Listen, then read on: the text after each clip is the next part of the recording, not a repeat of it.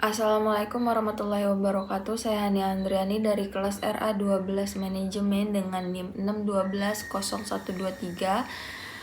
61201230491. Di sini saya akan menjelaskan tentang komunikasi efektif dalam organisasi. Baik, saya di sini akan menjelaskan tentang definisi komunikasi efektif. Dalam organisasi adalah proses penyampaian pesan antara individu atau kelompok dalam suatu organisasi secara jelas, tepat, dan dapat dipahami sehingga menghasilkan pemahaman bersama, kerjasama, dan pencapaian tujuan organisasi. Komunikasi dikatakan efektif jika pesan tersampaikan dengan jelas, penerima memahami isi dan maksud pesan, ada umpan balik atau feedback, dan tercapainya tujuan komunikasi. Teori-teorinya dari Shannon Weaver Model 1949, model linear komunikasi menggambarkan komunikasi sebagai proses atau arah dari pengirim, saluran, penerima dengan gangguan noise.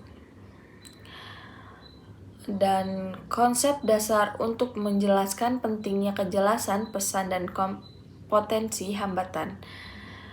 Teori interaksi simbolik Herbert Bluner menekankan pentingnya simbol dan makna dalam komunikasi antar individu.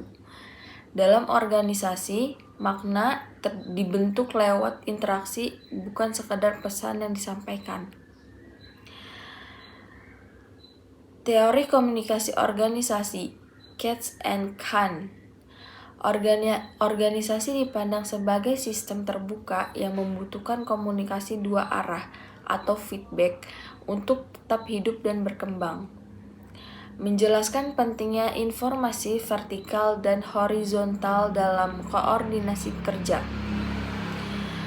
Teori jaringan komunikasi menganalisis struktur komunikasi dalam organisasi. Siapa berbicara dengan siapa, seberapa sering, dan dalam konteks apa. Bentuk jaringan sentralis atau desentralis, well atau circle, dan lain-lain. Konsep utama A. Komponen komunikasi efektif. Pengirim, orang yang menyampaikan pesan. Yang kedua, message, informasi yang dikomunikasikan. Yang ketiga adalah saluran atau channel, media penyampaian atau lisan, tulisan, dan digital. Yang keempat, penerima, orang yang menerima dan memproses pesan. Yang kelima, umpan balik, respon terhadap pesan. Yang keenam, konteks dan gangguan, faktor lingkungan dan hambatan komunikasi. Yang B, jenis komunikasi dalam organisasi. Yang pertama ada komunikasi vertikal, yaitu yang ke atas, seperti upward, laporan saran dari bawahan ke atasan, atau juga ke bawah, downward, instruksi kebijakan dari atasan ke bawahan. Komunikasi horizontal, antar kolega atau departemen sejajar. Komunikasi diagonal, antar unit atau individu beda divisi atau level. Konsep utama C. Fungsi komunikasi dalam organisasi. Yang pertama, informasional, menyampaikan data, instruksi, dan laporan. Yang kedua, inovasi, mendorong semangat kerja dan partisipasi.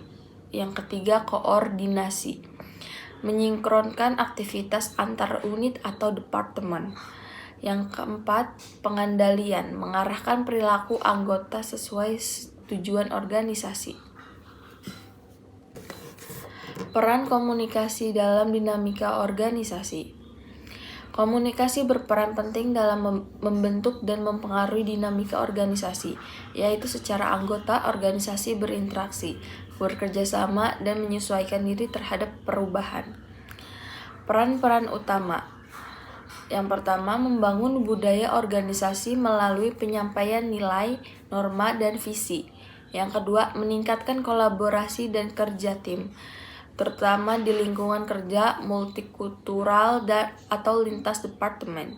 Yang ketiga, mencegah dan menyelesaikan konflik melalui komunikasi terbuka. Mengelola perubahan organisasi secara penyampaian informasi secara transparan. Meningkatkan keterlibatan karyawan atau employee management melalui komunikasi dua arah dan partisipasif. Studi kasus. PT Nusantara Logistik adalah perusahaan jasa pengiriman nasional dengan lebih dari 500 karyawan yang terbesar di berbagai cabang. Perusahaan mengalami penurunan kinerja logistik akibat kesalahan pengiriman barang, keterlambatan informasi ke cabang, dan meningkatkan keluhan pelanggan. Manajemen menduga bahwa masalah utamanya bukan pada sistem atau sumber daya manusia, tetapi pada kurangnya komunikasi atau efektif antar divisi terutama antara pusat dan cabang. Situasi masalah. Yang pertama itu ada komunikasi satu arah dari kantor pusat ke cabang tanpa adanya umpan balik atau feedback. Informasi mengenai perubahan jadwal pengiriman tidak sampai secara merata ke cabang. Yang ketiga, tidak adanya standar saluran komunikasi resmi, beberapa menggunakan WhatsApp, email, bahkan telepon pribadi. Yang terakhir ada koordinasi antara tim operasional dan layanan pelanggan tidak sinkron, menyebabkan informasi ke pelanggan tidak akurat. Lalu, analis berdasarkan teori dan konsep. Teori komunikasi Shannon-Weaver, model ini menjelaskan bahwa gangguan atau noise secara penggunaan saluran yang tidak seragam atau seperti WhatsApp, email, dan telepon menyebabkan pesan tidak sampai atau salah diterima. Masalahnya adalah tidak ada clear channel atau komunikasi tidak konsisten. Berikutnya ada komunikasi seharusnya.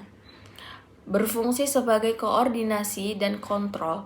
Namun, dalam kasus ini malah menjadi sumber kekacauan.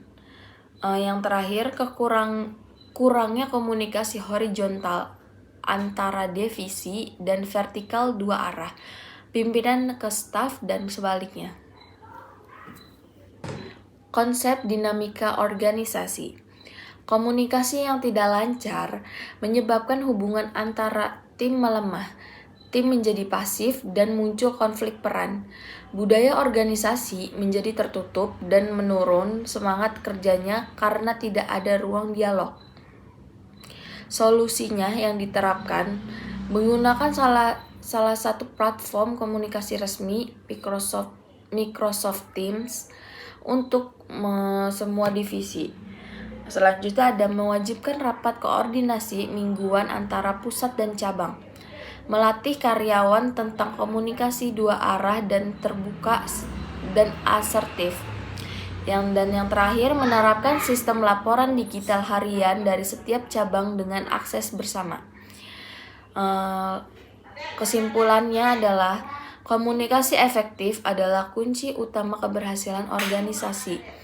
Ia adalah hanya menyampaikan informasi, tapi juga membentuk relasi, memperkuat daya, dan memastikan tujuan bersama mencapai melalui partisipasi dan pemahaman yang sejajar antara anggota. Mungkin sekian dari saya. Kurang lebihnya mohon maaf. Wassalamualaikum warahmatullahi wabarakatuh.